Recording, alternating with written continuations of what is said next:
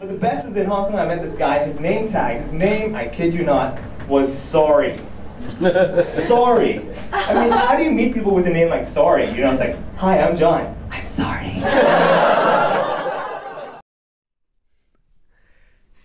I'm Vivek Mabubani. I do stand-up comedy in both English and Cantonese here in Hong Kong.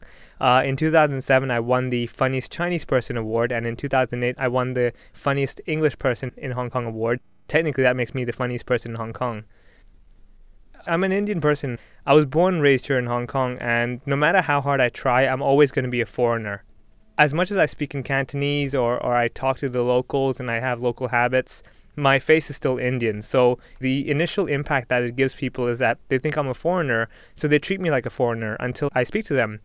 So a lot of my comedy, as well as just daily humor from those experiences, I technically have like a multiple personality here in Hong Kong. If I go to a store and I don't want to be bothered by the staff, I pretend I'm a foreigner.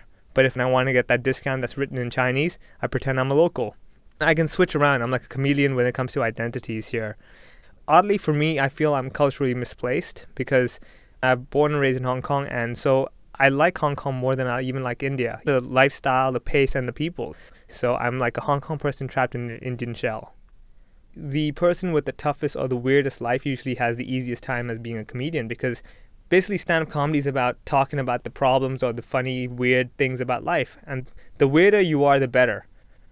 For me, having multiple identities here in Hong Kong, it's given me a lot to talk about, because some of my humor would be revolving around the things I hear from eavesdropping. People don't realize I speak Cantonese or I understand it, so I hear all their private stories. I know more about people than they know about themselves. At the same time, just that initial impact of people's reaction when they see me speaking Cantonese, that's already a bit I already make fun of. That jaw-dropping, what? That kind of look. 你要明，身為一個印度人咧，我哋係多毛到點咧，即係可以攞嚟織冷衫啊咁樣。最正就係咩？我多毛到我係唔會俾蚊咬㗎，我會俾蚊棘住咗喺啲毛嗰度㗎。我試過玩 speed dating 好有趣嘅，即係好簡單。其實你入到一間房係真係有趣嘅，呢啲嘢。因為啲人問嘅問題咧係好笑嘅啫，有時即係喺一間房。 你有10個女仔10個男仔咁樣輪流要傾下偈咁樣啦。咁我坐低同呢個女仔，我見到個女仔好緊張，我就同佢講唔使驚，我識講中文㗎咁樣。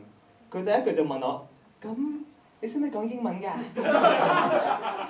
我話大鑊呢啲，哎呀！跟住佢又開始問我問題啦。佢話你咧身上咁多毛咧，會唔會曬太陽嗰陣時一條條白色痕㗎？唔會啩，未試過呢啲嘢啦。跟住佢問咗一條問題咧，係經典嘅問題嚟㗎。佢好認真望住我，同我講話：你係咪天生印度人嚟㗎？ When I do an English show, usually the audience is a mixture of locals, foreigners, people who've been in Hong Kong all their lives but are foreigners. You got everything. When I do Chinese shows, usually 90% are local Hong Kong people. You might get 10% like foreigners. However, the difference is that locals are quite conservative. Everyone's waiting for the first guy to laugh. And also different taboos. With a lot of the expats, they're open-minded to a lot of things simply because they're exposed to stand-up comedy much more. And they know what to expect, and they realize some comics are clean, some comics are blue, some comics will swear.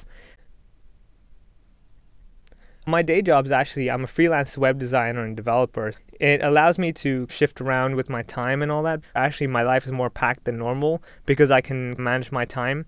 I can go out and go to a coffee shop and think about some other new designs or some other new ideas. So life as a digital artist allows me to have a lot of creative output from a visual point of view. Whereas, let's say if I do stand-up comedy, that's more of a verbal point of view. On top of that, I'm a drummer for my heavy metal band called Eve of Sin. People usually know about me from one side of my hobbies. And when they find out the first thing, they're like, okay, so you're a drummer for a heavy metal band. Then they realize, wait, what? You're a comedian? That makes no sense. One second you're trying to tell people how you hate life. The next second you're like, ha ha ha, life's so funny. People usually can't accept it initially. It's much like the problem that people have when they first see me and I speak to them in Cantonese. They look at me, their eyes are seeing an Indian person, their ears hearing a Chinese person, and they're just confused. I think Hong Kong is extremely culturally diverse. It's a total melting pot. You have pretty much every culture that you want in the world in Hong Kong somewhere, in some corner. When you come here, you pretty much travel the world. We've got the Indian values. I still live with my parents, with my grandmom, because it's a very Indian thing to do. So that's Indian in my life. However, my family's more open-minded and more modern thinking. My parents sent me to a local government school, so that kind of forced me to have all that exposure to Cantonese. And after like around 6 years of really studying Chinese, I pretty much picked up the language enough to communicate. All my cousins went to international schools. My parents used to get a lot of slack from my aunties and uncles saying, your kid's going to grow up to be Chinese.